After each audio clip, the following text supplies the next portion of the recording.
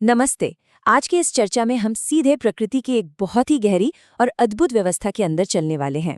जब भी प्रकृति को करीब से देखा जाता है तो एक गजब की शांति का एहसास होता है ना। आज हम प्रकृति के उसी शांत लेकिन बेहद शक्तिशाली हिस्से को डिकोड करने वाले हैं, जिसे प्राणावस्था कहा जाता है।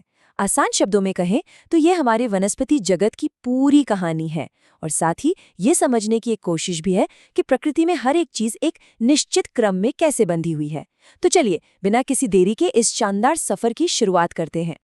तो एक बड़ा सवाल ये है कि प्रकृति में जीवन की शुरुआत आखिर होती कैसे है।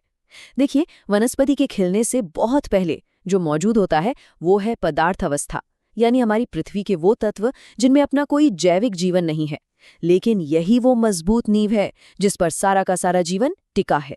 निर्जीव मिट्टी, पानी, हवा और मिनरल्स, ये सब मिलकर एक ऐसा कमाल का माहौल बनाते हैं जो पूरे वनस्पति जगत के लिए संपूर्ण भोजन का काम करता है।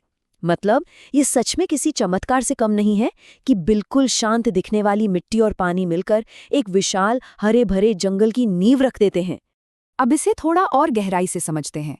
ये जो प्राणावस्था है, यानी हमारा पूरा वनस्पति जगत, ये पृथ्वी पर पदार्थ अवस्था के ठीक बाद विकसित होता है, एकदम स्टेप बाय स्टेप।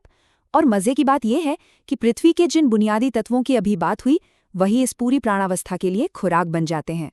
ये इस बात का बहुत बड़ा सबूत है कि प्रकृति में विकास कभी भी रातों रात या अचानक नहीं होता, बल्कि हर नई अवस्था अपनी पिछली अवस्था से ही पोषण लेकर आगे बढ़ती है।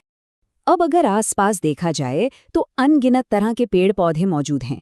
जंगलों से लेकर ऊंचे पहाड़ों तक इतनी विशाल वैरायटी है कि एक एक को गिनना तो बिल्कुल नामुमकिन है। लेकिन यहाँ एक बहुत ही चौंकाने वाली बात सामने आती है। इस पूरी विशाल प्राणावस्था को केवल और केवल 4, जी हाँ, सिर्फ 4 स्पष्ट श्रेणियों में बांटा जा सकता है।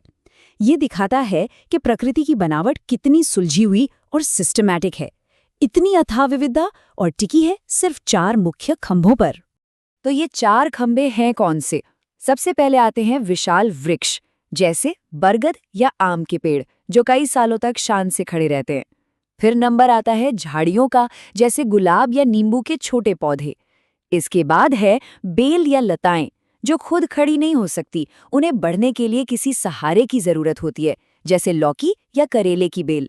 और आखिर में आते हैं सबसे छोटे पौधे, यानी घास या शाक, जिसमें हमारा धनिया, पालक या सरसों शामिल हैं। अब जरा सोचिए, एक विशाल बरगद के पेड़ से लेकर धनिया के एक छोटे से पत्ते तक, ये सब एक ही प्राकृतिक व्यवस्था के अटूट हिस्से हैं। साइज में चाहे जितना मर्जी अंतर हो, इस इकोसिस्टम में सब एक ही धागे से बंधे हैं। चलिए अब इनके विकास की यात्रा पर नजर डालते हैं। शुरुआत होती है जमीन के नीचे मौजूद जड़ से, जो सारा पोषण खींचती है।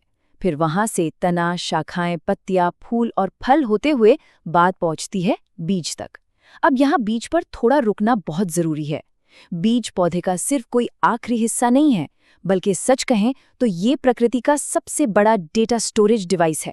सोच कर देखिए, एक बेहद छोटे से कण के अंदर भविष्य के पूरे विशाल पेड़ का नक्शा, उसकी एक एक डिटेल पूरी तरह से सिमटी हुई है। और यही अद्भुत चमत्कार प्रकृति के एक बहुत ही कड़े और शानदार नियम को सामने लाता है। इसे प्राणावस्था का नियम कहा जा सकता है। ये नियम एकदम सीधा, स्पष्ट और कभी न बदलने वाला है। नियम क्या है? बीज से ही पौधा उगता है और वो हमेशा अपने ही प्रकार का पौधा पैदा करता है। मतलब आम के बीज से हर हाल में आम का ही पौधा निकलेगा, कुछ और नहीं। सेब के बीज से सेब ही उगेगा। प्रकृति के इस सिस्टम में कोई कंफ्यूजन नहीं है, कोई एरर नहीं है। हर एक बीज अपनी एक अटल और पक्की पहचान लेकर चलता है। अब ये नियम असलियत में काम कैसे करता है, इसकी एक टाइमलाइन देखते हैं। चलिए आम के पेड़ का ही उदाहरण लेते हैं। हर साल जैसे ही वसंत ऋतु आती है, आम के पेड़ की शाखाओं पर फूल यानी बौर आने लगते हैं। फिर जैसे जैसे गर्मी बढ़ती है, वो फल बड़ा होता है और पकता है, और गर्मी के बिल्कुल आखिर तक वो फल पूरी तरह से पककर अगली पीढ़ी के लिए एकदम नया बीज तैयार कर लेता है। अब यहाँ सबसे हैरान करने वाली बात यह है कि बिना किसी अलार्म या बिना किसी कैलेंडर के ये पूरी साइकिल हर साल बिना किसी चूक के रिपीट होती है। तो इन सब बातों से सबसे अहम निष्कर्ष क्या निकलता है? वो ये कि प्रकृति में कुछ भी रैंडम या बेतरतीब नहीं है। हर एक पेड़ पौधे का आचरण पूरी तरह से फिक्स्ड है, निश्चित है। वे कब खिलेंगे, कब फल देंगे, उनके बीज से क्या निकलेगा, सब कुछ पहले से तय है। और सच तो ये है कि यही वो व्यवस्था है जो हमारी धरती पर एक परफेक्ट बैलेंस बनाकर रखती है। पौधों का ये पक्का और भरोसेमंद व्यवहार ही वो धुरी है जिस पर बाकी सारे जीव जंतु और पूरी पृथ्वी का इकोसिस्टम बिना किसी रुकावट के लगातार चलता रहता है। अब तक इस शानदार विज्ञान और वनस्पति जगत के स्ट्रक्चर को समझा गया, लेकिन यहाँ विज्ञान से एक कदम आगे बढ़कर एक बहुत ही गहरा सवाल खड़ा होता है। देखिए, ये प्राणावस्था तो अपना काम पूरी ईमानदारी से कर रही है, लेकिन मानव समाज का क्या? जरा सोचिए, क्या होगा जब इंसान इस पूरी तरह से संतुलित प्राकृतिक व्यवस्था को गहराई से समझ लेगा? और क्या होगा जब हम इसके नियमों के साथ अपना तालमेल बिठाकर जीना सीख जाएंगे? इसका असली परिणाम क्या होगा?